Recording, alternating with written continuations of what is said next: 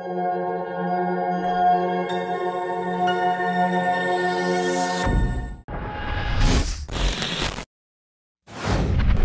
бармысыздар, көрермен, сіздермен бірге мен Хан-Алтынай және Жайдарман влог. Бүгін Маусымашар 2024 фестивалінің 5-ші күні. Бүгінгі күн іріктеу сайыстарымен есімізде қалмақ. Олай болса, бүгінгі командалар кімдер, қандай тосын сыйларымен келіпті және жоғары лигаға деген үміттері қандай, бізбен бірге болып біліңіздер.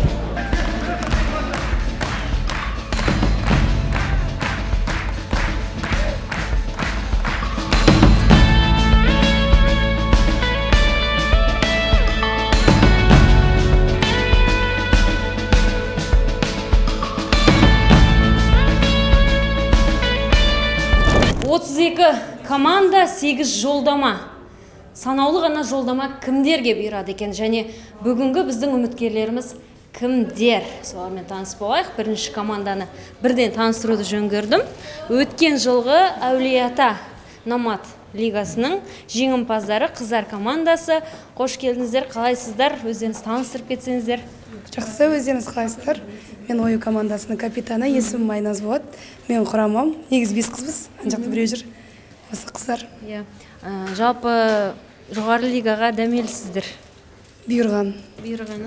Ал жақсы жоғары лига болмай қалды дейікші, қай лигаға түсеміз деп ойлайсыздар? Премьер лига дұрыс сияқты, Алматы лигасы тағы бір жыл пісіп келу керек сияқты. Жоғары лигаға мықты болып келу үшін тағы пісу керек. Енді өткен жылдары бәрібір сіздерде бұндай амбиция болмады. Осы жылы бәрібір жоғары лигаға деген үмітпен келіп тұрсыздар. Дайындықта басқа деңгейде былай ауыр жауапкершілік сезіліп жатқан шығар. Қалай дайындалып жатсыздар сол туралы? Сезіліп жатыр, ұйықтамай дайындалып жатырмыз. Енді андай ғой, күлкіге қалмау, адамды күлдіре білу керек қой, қандай болсаң да.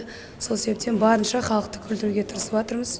Күндемей, түндемей дайындалып, өзімізді басқа жағынан да көрсету үшін. Бұған дейін өздеріңіз білесіздер, Ақпен бірге қыздар командасы болды. Астана лигасында өткен жылы 3-4 команда өнер көрсетті. Енді сіздер немен ерекшеленесіздер? Біз ба? Біз қалатындай бір болады. Біз өзіміздің харизмамызбен ерекшеленеміз.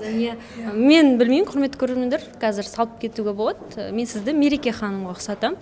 Себебі ойнауыңыз, харизмаңыз, өзіңіздің подачаңыз соған келеді. Ойбас көп ұстамаймын, сәттілік сіздерге, енді көреміз. Қай лига болса да, ол сіздер үшін жеңіс деп ойлаймын. Рахмет қыздар. Бүгінгі іріктеу ойындарының жүргізушісімен бірден таныстырып өтуді жөн көрдік. Мен таниды, таныстырмай қойын ба? Азамат Жадырасынов, Фемида Жайдарман тобы 2016 жылы жоғары лига чемпионы. Және сұлудан сымбатта біздің Жайдарманның дамуына үлес қосып жүрген Алтынай ханым. Рахмет Азамат аға. Енді сұрақ. Жылда командалар жоғары лигаға дәмелі үмітпен келеді.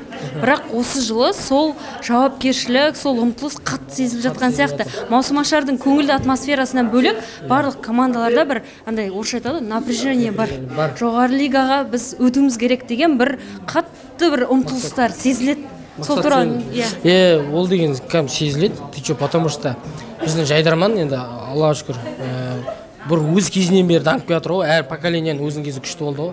Бірақ менімше, ол мен өзім жеке мнением, осы 2 жыл аралығында Жайдарман андай адамның тез жұлдыз болып кетуіне әсер беріп жатыр. Сол себепті жас жайдарманшылар сол мүмкіндікті жібергісі келмейді. Себебі қазір көп қой, өте талантты жастарымыз. Оның барлығына мүмкіндік беріп жатқан әрине Есенел үлкенге алғыс айтпасқа болмайды. Өте керемет. Командалар сол себепті барлығына сәттілік. Әрқайсысы бір-біріне ұқсамайды, бірінен бірі өткен командалар болады. Биыл болсын қызық болады сияқты Алтынай. 32 команда ғой, 8 жолдама. Қалай болады деп ойлайсыз енді? Ойлашы. 8 жолдама 32 команда. 4 есе аз. Ё-моё, өте қиын. Меніңше Қазылар алқасында өте қиын болатын сияқты.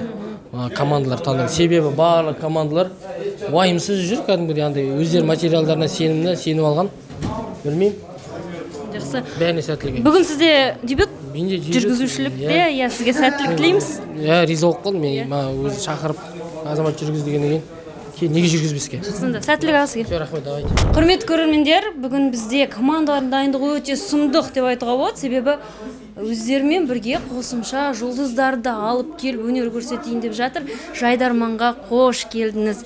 Енді бұған дейін де сізді көрдік, Жайдарман сахнасына шығыпсыз, бірақ бүгін бір өте бәсекеге толы бір жарысқа келіп отырсыз. Ішкі қобалжу бар ма және бұған дейін жайдарман көрдіңіз бе деген екі сұрақ. Көрдім, иә. Қобалжу сәл-пәл бар. Күшті сезімде тұрмын. Ән айтып бересіз? Ән айтып берем, иә. Бұйырса, қазір көресіздер барлығын. Тағы да қош келдіңіз. Бұған дейін келіп пе едіңіз жайдарман ойындарына және жайдарман ойындарын көріп пе едіңіз деген сұрақтар.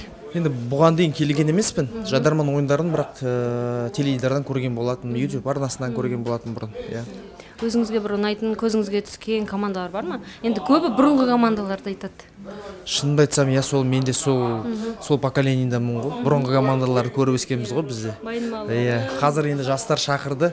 Соларды қолдап келіп отырмыз. Құдай қаласа жақсы өнер көрсетті деген ойдам, үміттемін. Данияр ағамыз келгеннен кейін бұл команда өтпей қалса білмеймін. Енді өздерінің ойындарына байланысты. Сосын мен айттым жігіттер, приколдар өтпей қалмайтын болмасын деп. Уайымдаған жоқ, уайымдамаңыз, өтеді, жақсы приколдар дайындалады деді. Сол көреміз енді. Қобалжу бар ма? Енді бұл басқа сахна деген сияқты. Қобалжу бар әрине. Енді біз мен КВН-ға шығып көрген емеспін. Бұрын мектеп кезінде ойнаған кездерім болған, бірақ енді бұндай үлкен сахнаға КВН ойнап көрмеген. Мектеп кезінде өзіңіз команда болып шығып едіңіз?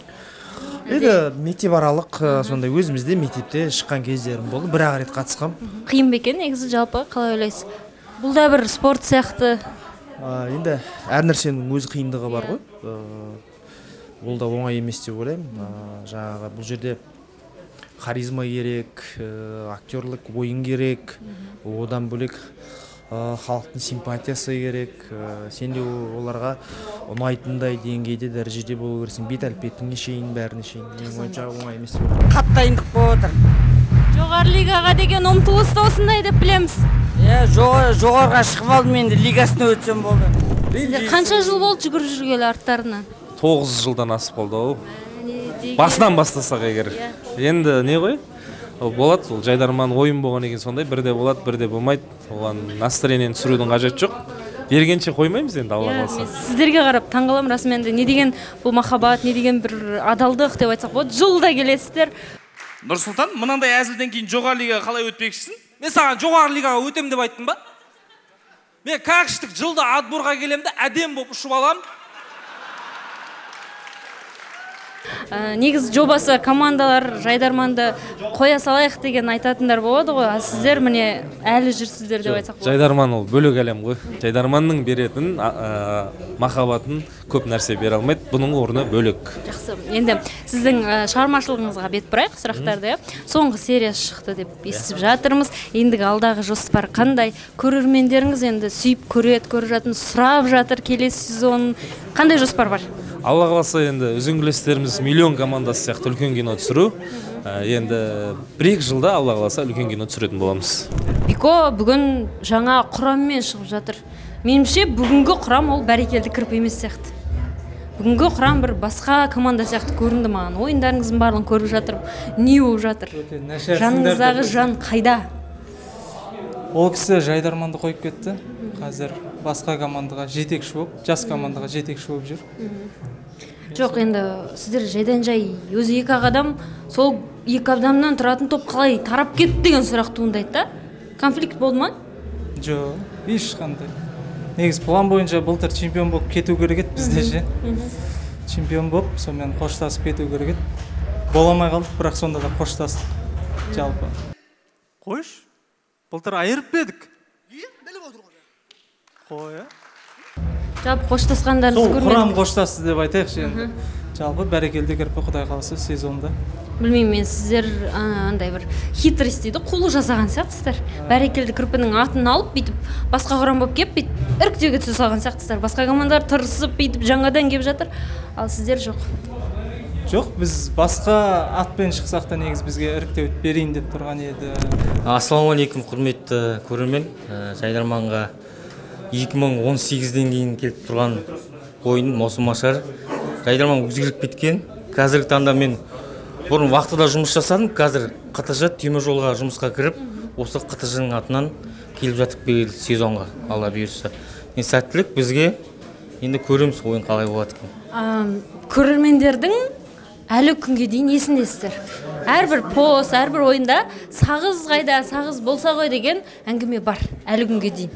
сол сұраққа жауап сағыз болып бір көрермендердің сағынышы неге баспасқа, мауқын баспасқа? Көп сұрап отырды бізден, интернет желіде де сұрайды біздерден көбінесе бір ойнап кетсеңдерші, сіздерді көргім келеді деп. Команда балдар бәрі бар, шүкір, араласамыз, бәрін жиналамыз, бәрді ойнағысы келеді. Бірақ енді бір жұмыстың реті, басқа да шаруалардың реті келмей жатыр. Бұйырса Алла қаласа жаңалық бар. Негізі біздің нон-стоп деген арнайы жобаларымыз бар ғой. Ол арнайы сіздер үшін жасалған, бір команда болып жиналып, көрермендердің сағынышын басу үшін. Онда алдағы уақытта сіздерді күтеміз. Енді көрермендеріңізге привет. Шөн ағаға лайк, комментарий. Рахмет. Құрметті көрермендер, мына жақта бір команданың реквизиттері шектен тыс шығып кеткен сақ, қарасыңыздаршы. Картошка, сарымсақ. Мына жерде приправасына жиналып келген ғой. Не болып жатыр? Ал көрермендер, қалай ойлайсыздар? Мына реквизиттің бәрі кімдікі және не үшін керек болды? Төмен комментарий сіздер үшін ашық. Аэропорттан Казирхан күтіп алу сәті. Күміс қымбадай, борға тұрғадай,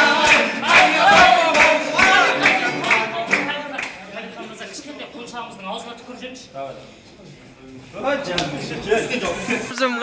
Кабирхан келді, Кабирхан мырза, кішкентай құлынымыздың аузына түкіріп жеріңізші. Маусымашардың 5-ші күні болып жатыр, мен сізді бірде рет байқамадым. Не болып жатыр? Білмеймін, бірақ күшті сезімде, дайындық бәрі күшті, қатты, серьезно қабылдап отырып па, сондай бірдеңе болып жатырмыз. Айтпақшы, айта кететін жайт, осы жылғы маусымашар өте бір сәл ауыр атмосферада өтіп жатыр негіз. Себебі барлық команда жоғары лигаға өткісі келеді. Олардың концерт көріп, әзіл тыңдап отыратын уақыттар жоқ вообще. Даже біз дейтін нон-стопқа да келген жоқпыз, қыздар клубтарына да келген жоқпыз, реально, честно, просто андай. До того конкуренция мықты. Қытай свободный уақыттарды босқа жіберіміз келген жоқ, из-за этого көрмеген шығармыз, содан деп ойлаймын. Әрине, 32 команда 8 жылдама. Сан айтам. Ал жақсы, өтпей қалса не болады? Енді бұйырғаны болады, бірақ енді барынша амалдарын жасап отырмыз. Если өтсек жақсы, өтпесек тоже жақсы. Байқадыңыз ба? Жаңадан командалар келіп жатыр, қыздар командалар келіп жатыр, сұмдық өнер көрсетіп жатыр.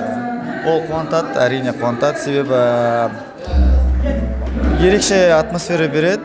Сосын необычный нәрселер әкеліп жатыр қыздар. Сол тартынды. Тоқтармен, өздерінің билерімен. Маған ұнайды.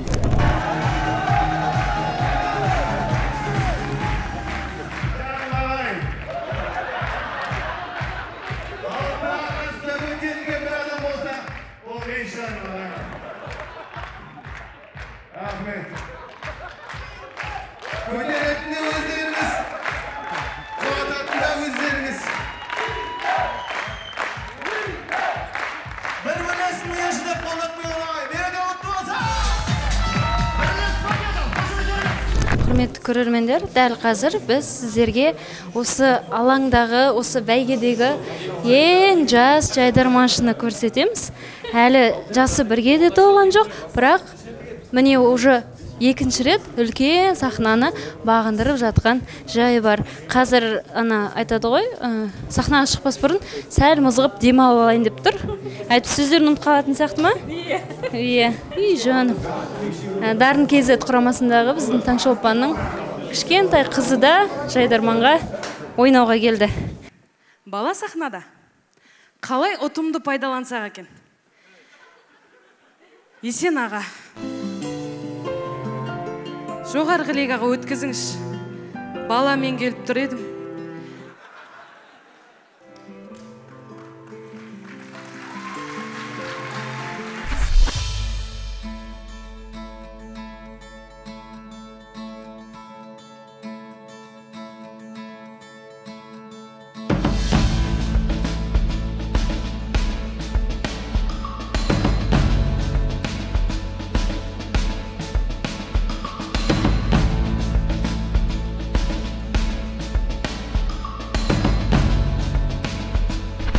Жаңа маусымда жүргенімізге міне 14-ші күн. Бүгін Маусымашар 2024 фестивалінің соңғы күні. Дәл осы сахнада бірер минуттардан кейін осы апталықты қорытындылайтын гала-концерт кеші өтпек. Осы сахнада бүгін қандай командалар өнер көрсетеді, кімдермен қоштасамыз, біздің осы влогтан біле аласыздар.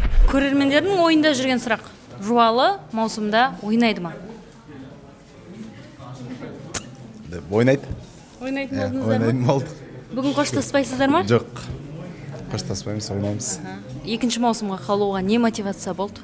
Білмеймін, ойнағымыз келді. Бір халыққа бір сезон қарсы сияқты болып қалдық. Бір ойнап беру керек. Сіз ше? Енді сол командамен ақылдаса келем. Сол команда бір нәрсе жетпей қалған сияқты. Әлі бір шықпаған әзілдер бар сияқты ма? Жалпы маусымда жаңа команда өте көп. Өткен жылдың жаңалығы сіздер болдыңыздар. Бірақ осы жылы сәл қиындау болады сияқты ма, қалай ойлайсыздар? Бұлай қатты қиын аламыз деп ойламаймыз. Өйткені біздің демеушіміз онлайн зерделі мектебі. Онлайн зерделі мектебі сіздерге демеуші болса, сіз ешкімден қорықпайсыз. Одан тағы да демеушілеріміз бар. Қазақстанның Маки-Маки суши солар. Сол ұжымға да басшылығына рахмет. Елдос Колобок ағамызға, Дайыр ағамызға, Байдыбек Дайыр ағамыз. Осы маусымда Тараздың намысын қорғайтын командалар жоғары лигадағы? Медиум және Жуалы. Жалпы Жамбыл облысын екі командамыз. Медиум өзіміздің бауырларымыз, інілеріміз, жақсы жігіттер. Жігіттер, бүгін гала-концерт өнер көрсетесіздер. Енді мақсатты түрде шығып отырғандарыңыз ол анық. Жалпы маусымға деген жоспар және бүгінгі гала-концерттен не күтеміз? Өкінішке орай деп Қазбек айтсын шығар. Бүгін біз Жайдарманмен қоштасамыз. Сол? Бүгін біз Жайдарманмен қоштасып отырмыз. Соңғы ойынымыз карьерамыздағы Рудный құрамасы ретінде команда қалады деген ойдамыз. Жалпы негізі сезонмен қоштасамыз да, маусыммен. Ал мысалы проекттер болса, кубоктер болса, келуге тырысамыз. Осы жерде саңған кезде кеп тұруға рұқсат беріңіз Есін аға деп. Міне біздің ағайымыз кеп қалды осы кезде. Рудный командасының ұзатылуы. Жоқ, енді ол уақытша нәрсе, то есть какой-то этапы бітеді, бүкіл ойыншық мәңгі ойнамайды ғой. Уақыты кетті. Но олмен қатты қуанып нетіп отырған жоқ, жылап нетіп отырған жоқ, сол да бір этапы. И одан да үлкен неде көрсеміз деп ойнаймыз. Шоу-бизнес. Но Жайдарманға датаға байлап жатса, өмірлерін вряд ли алысқа кетіп қалады осы айналдыра. Жақсы. Сіздердің көрермендеріңіз бар, сіздерді сүйетін, көретін, соларға бір ауыз тілек қаласыздарыңыз болса. Оны Дулат білдірсін, мен де білдірсін. 5 жыл бойы Рудный фандар, жақсы жандар, рахмет сіздерге. Бұйырса, күшті бір миллион фандар дегенен сәл. Рудный жамағат. Рудный фандар сәл батылдау. Рахмет сіздерге қолдағандарыңызға. Біз әлі мүмкін басқа да қырларымызбен сіздерді қуантатын шығармыз. Қиын кезде де, қуанышта да бірге болған барлықтарыңызға күшті рахмет. Рудный жамағатына көп-көп рахмет. Бізді әрдайым қолдап, комментарийде, неде, залда да қолдап келген барлық көрермендерге шын жүректен команданың атынан алғыс айтам.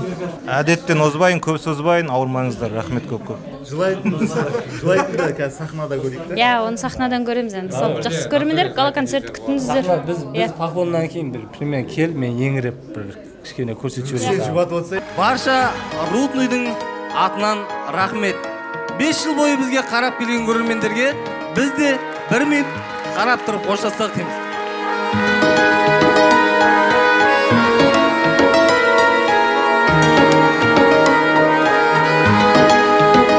Жығылсаң да көк мұзға, көңіліңді көп бұзба. Біз албаста өмірге жылап келген жоқпыз ба?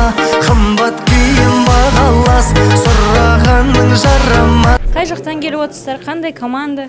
Арқалықтан келіп жатырмыз, Қостанай облысы. Көңіл-күй күшті? Гала-концертке өтіп жатсыздар, уайым жоқ па? Андай бір қуану деген сияқты әлде? Өте қатты қуаныштымыз. Біз бірінші рет осы гала-концертке өтіп тұрмыз, өте күшті қуаныштымыз. Бұған дейін келмедіңіздер? Жоқ, осы бірінші жыл. Келе сап? Иә. Сондай жетістіктің құпиясы неде болды екен? біз өзімізге сендік, осылай өтетімізге бастысы дайындық деп ойлаймын. Дайындықтың арқасы деп ойлаймын. Байқап жатсыздар ма? Қыздар командалары өте көп келген осы жылы 30-ға жуық команда дейді. Сіздер бұған дейін қай жерде өнер көрсеттіңіздер? Біздің Арқалық қаласында местный сол жерде чемпион болғанбыз. Арқалықтан шыққан командалар бар шығар, білесіздер? Ару кезеттен кейін келіп тұрған осы қыздар командасынан Сонда бүгінгі ойынға сіздерге сәттілік. Құрметті көрермендер, Ару KZ құрамасын білетін, сол команданы көрген жанкүйерлер болса, лайк, комментарий жазып кетсеңіздер болады. Екінші рет келіп тұрмын қыздарға. Осы сұрақ қоюға, осында барсыздар ма, және бүгін немен таңғалдырасыздар, гала концертке шығып отырсыздар, енді мақсатты түрде шығасыздар ғой бәрібір. Біз маусымда жоқпыз, ойнамаймыз. Осымен нақты шешім қабылдадық. Бұйырса бүгін қоштасамыз. Өзіміздің стилімізде ән айтамыз. Барынша көрерменге махаббатымызды жеткізуге тырысамыз. Бізді қызыл костюммен көрмейсіздер. Біз соска қыздар боламыз қазір. Көп қабайлер. Соска боламыз.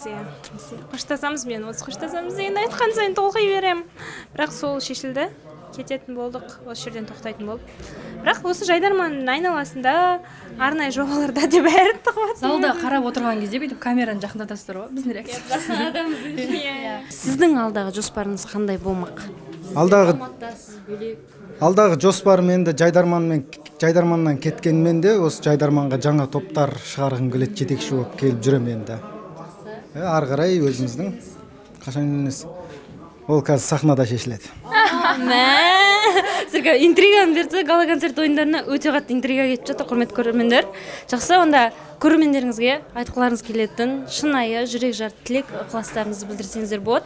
Осы уақытқа шейін біз сіздерді жақсы көрдік, сіздер үшін ойнадық. Әр ойын біз үшін біз ерекше бір нәрсе, эмоция сыйлағымыз келді, ерекше есте қалғымыз келді. Сіздер жаман нәрсе жасаңыздар да, оның бәрін оқыдық. Оқи береміз, жылап та алдық, күліп те алдық. Сіздермен уже былай жеткен барлық эмоциямызды бірге өткіздік. Сіздерді қимаймыз. Сіздер де біз сағынасыздар деген ойдамыз. Сағынбасаңыздар да біз сіздерді сағынамыз, сіздердің қошеметтеріңізді сағынамыз. Бүгін енді алғаш рет мен анам кеп ойынымызды көрейін деп жатыр, алғаш рет өзім толқып тұрмын, қалай болады деп. Эмоциялар өте көп, түсіндіріп айта алмаймын, жеткізе алмаймын. Құрметті көрермен, алдағы уақытта бізді ұмытып кетпеңіздер. Жайдарман тарихында чемпион болмасақ та, осы бір ерекше орнымыз қалды деген ойдамыз. Сол біз сіздер жақсы көреміз, бізді ешқашан ұмытпаңыздар. Бізді жаңа Лаура айтып жатыр ғой, жаман комментарийлер жазылғаннан бөлек, кәдімгідей бізге адал, бізді жақсы көретін, әлі де бізге ойнаңдаршы деп қолдап күнде жазатын көрермен бар. Соларға үлкен алғысымызды айтамыз. Сіздерге тура біздікінде эмоция сыйлайтын, біздің стильдей, біздің сауатты әзілдеріміз сияқты ойындар сыйлайтын командалар биыл көрдік, көп келіп жатыр. Сондықтан Жайдарманды көріңіздер әрдайым.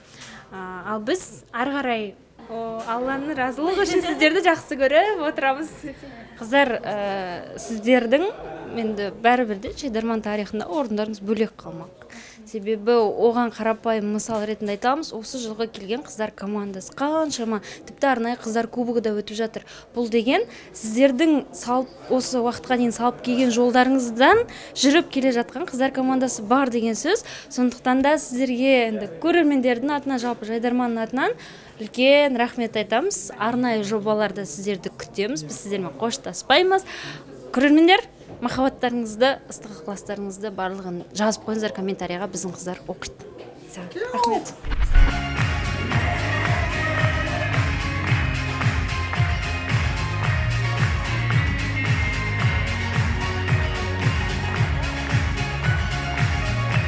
Чемпион болу үшін адам бойында қандай қасиеттер болу керек? Чемпион болу үшін ең біріншіден іштей сезім болу керек, өзіңнің чемпиондыққа деген үмітің болу керек, сенімділігің болу керек қой өз-өзіңе. Негізінде ең басты қасиет сол, соған байланысты сосын арман қойып, арманыңа талпынуға тырысуың керексің.